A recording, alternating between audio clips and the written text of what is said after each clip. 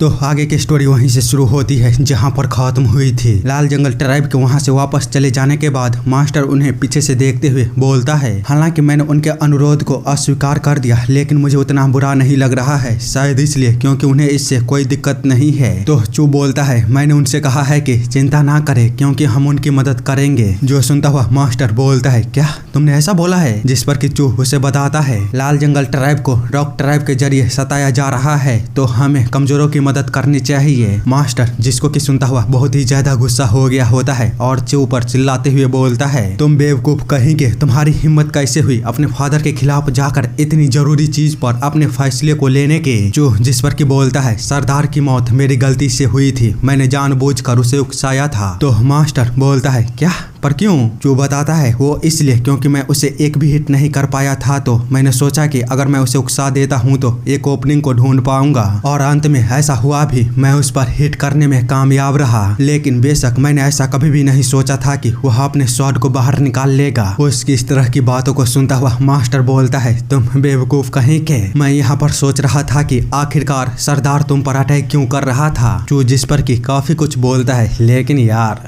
छोड़ो, इसे इग्नोर करते हैं। अंत में वह अपने मदर से बोलता है, मदर पहाड़ी के पीछे वाली झील पर मत जाइएगा, उस झील में हल्के हरे रंग की विषैले सांपों का झुंड है। बाद में वह अपने फादर से बोलता है, मैं जानता हूँ आप मुझे जानवरों से लड़ने के लिए एक वॉरियर नहीं बना रहे हैं, इसीलिए मैं एक असली आदमी से लड़ना चाहता था, और यही कारण था कि मैंने सरदार को उकसाया। मास्टर की जिस पर परेशान होते हुए अपने सर को पकड़ लेता है, तो उसकी वाइफ बोलती है, क्या मैंने तुम्हें पहले नहीं बताया था कि समय आ चुका है? जिसको कि सुनता हुआ मास्टर चू के सर पर अपने हाथों को रखते हुए बोलता है, हाँ तुम शायद सही हो, ठीक है, तो एक बार इन ट्राइबों के बीच लड़ाई खत्म हो जाने के बाद चू को एक असली ट्रेनिंग को करवाऊंगा। चू जिसको कि सुन बोलता है, क्या सच में? अगर ऐसी बात है तो मैं फादर के बाएं हाथ बनूंगा और उनके साथ लड़ूंगा। तो मास्टर उसे रोकते हुए बोलता है, नहीं तुम ऐसा नहीं कर सकते, तुम अभी लड़ने के लिए बहुत ही छोटे हो, इसीलिए अपने माँ के साथ यहीं पर रुको और विलेज को प्रोटेक्ट करो। चू जिस पर की बोलता है, लेकिन फादर, तो मास्टर उससे कहता है, यदि तुम जिद करते हो तो मैं उन लोगों की बिल्कुल भी मदद नहीं करूंगा। सीन चेंज होता है और हम लाल जंगल ट्राइब को देखते हैं, जहां पर के कुछ लोग बोल रहे होते हैं, ये तो सेंट्रल प्लेन के लोग हैं, आखिरकार सरदार को मारने वाला यहाँ पर क्यों है? वहीं यह पहले वाली लेडी मास्टर के आगे आते हुए उन्हें नमस्कार करते हुए बोलती है, आपका स्वागत है यहाँ पर। तो मास्टर भी उन्हें ग्रीट करते हुए शुक्रिया बोलते हैं। वहीं चू उनके ही भाषा में उन्हें शुक्रिया बोलता है। तो वह लेडी लाल जंगल ट्राइब के बाकी के लोगों की ओर इशारा करते हुए बोलती है, जैसा कि तुम उनके भावों को देखकर पता लगा सकते हो कि सरदार के मारे जाने के बाद वे लोग तुम्हारे स्वागत करने में ज्यादा उत्सुक नहीं हैं। हालांकि सेम टाइम पर चूंकि तुम हमें ग्रेट रीइंफोर्समेंट को देने वाले हो, तो वे लोग इसे भी जानते हैं। तो मास्टर बोलता है, मैं समझ सकता हूँ, आप चिंता मत कीजिए, मैं अपनी पूरी ताकत से आपकी मदद करूंगा। वह लेडी जिसको कि सुन उन लोगों को कहीं पर ले जाते हुए बोलती है, इस तरफ आइए, मैंने तुम लोगों के लिए रहने की व्यवस्था की है। जिस पर कि मास्टर उन्हें शुक्रिया बोल ही रहा होता है, तभी उन लोगों को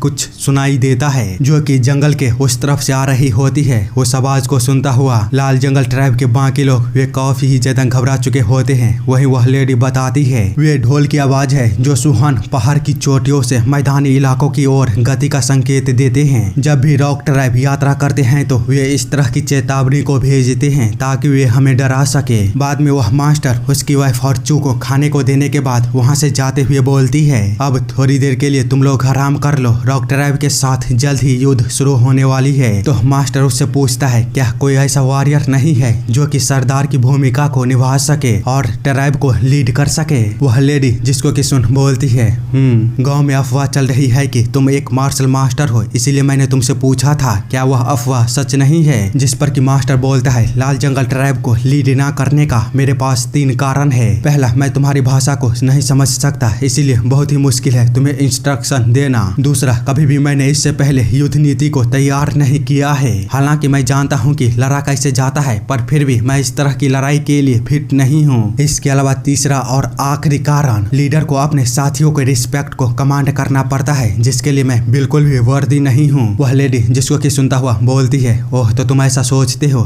तब तो आगे मास्टर बोलता है, मैं जिस तरह की फाइट में अच्छा हूँ उस तरह की फाइट में मैं अपनी पूरी कोशिश करूंगा सरदारों के साथ साथ कदम से कदम मिलाकर चलने के। वह लेडी जिस पर कि अपने भाषा में कुछ बोलती है तो चू उसे ट्रांसलेट करते हुए बोलता है। उसने कहा है कि उससे विश्वास है कि तुम निश्चित रूप से ऐसा करोगे। बाद में कुछ समय बाद हम लाल ट्राइब के कुछ लोगों को देखते हैं जो कि आपस में लड़ते हुए युद्ध से पहले की तैयारी कर रहे होते हैं। आगे थोड़ी देर बाद एक बंदा अपने ओपोनेंट को हराने के बाद बोलता है, क्या तुम लोगों ने इसे देखा? मैंने बस उससे थोड़ा सा थपथपाया और उसकी सांसें फूलने लगे। इसीलिए सांस लेने के तरीके को हमेशा याद रखना। अपने सांसों को रोक कर तुम हमले से बचाव कर सकते हो। तो अब आगे मेरे खिलाफ और कौन आने वाला है? जिसको कि सुन भीड़ में खड़ा चू वह अपने हाथों को खड़ा करते हुए कहता है, मैं आऊंगा। वह बंदा इतने छोटे बच्चे को देख थोड़ी देर सोचता है, बाद में हंसते हुए बोलता है, ठीक है तो आगे बढ़ो। और थोड़ी ही देर बाद वह उसे बढ़िया तरीके से पीट देता है, जिस पर कि चू बोलता है, अरे यार यह आदमी बहुत ही ज्यादा स्ट्रॉन्ग है, सरदार से बिल्कुल ही अलग। तो उसके पास एक छोटी बच्ची आते हुए बोलती है, बेशक तुम्हारे जैसा एक बच्चा कभी भी उसके खिलाफ नहीं जीत सकता। वह योक शौक लाल जंगल ट्राइब का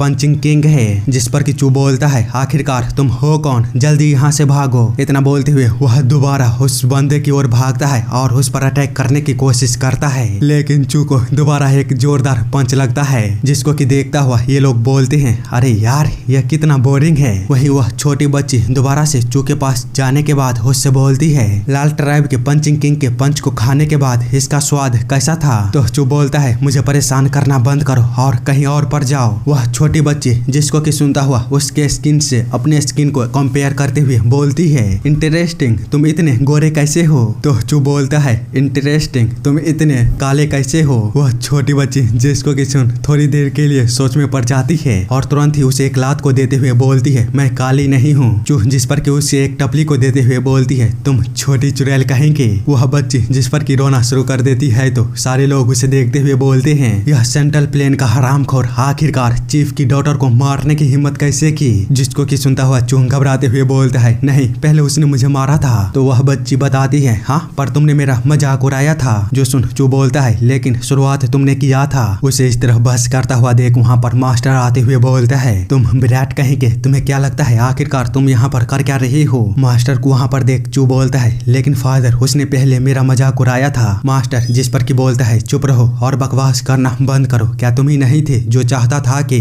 हम लोग लाल जंगल ट्राइब की मदद करें? क्या तुम अभी भी यही चाहते हो? अगर हाँ तो जल्दी उनसे माफी मांगो। तो चू बोलता है, लेकिन फादर, जिस पर कि मास्टर उस पर चिल्लाते हुए बोलता है, मैंने बोला जल्दी माफी मांगो। इस तरह की सिचुएशन को देखता हुआ चू के पास कोई रास्ता नहीं होता है तो वह ना चाहते हुए भी उस छोटी बच्ची से माफी मांगने के लिए जाता है, पर वह छोटी बच्ची अपने मुंह को घुमा लेती है, जिसको कि देखता हुआ चू जबरदस्ती खुद को पुश करते हुए कहता है, मुझे माफ कर दो वरना मेरे फादर मुझे माफ नहीं करेंगे। जिस पर कि वह छोटी बच्ची बोलती है, मैं तुम्हें फ्री में माफ नहीं करने वाली हूँ। अगर तुम वो करते हो जो मैं चाहती हूँ तो मैं तुम्हें माफ कर दूंगी। तो चू बोलता है, आखिरकार तुम क्या करवाना चाहती हो मुझसे? सीन चेंज होता है और हम कुछ समय बाद देखते हैं वह छोटी बच्ची एक बंदर को केला को देते हुए बोल रही होती है, यह कितना प्यारा है। उसे इस तरह देख चू बोलता है, सीरियसली तुम यह करना चाहती थी? तो वह बच्ची बोलती है, हाँ मैं हमेशा से बंदरों को करीब से देखना चाहती थी। चू जिसको कि सुनने के बाद बोलता है, यह इतना भी मुश्किल नहीं है, तुम ट्राइब के किसी भी लोग से इसके लिए पूछ सकती थी।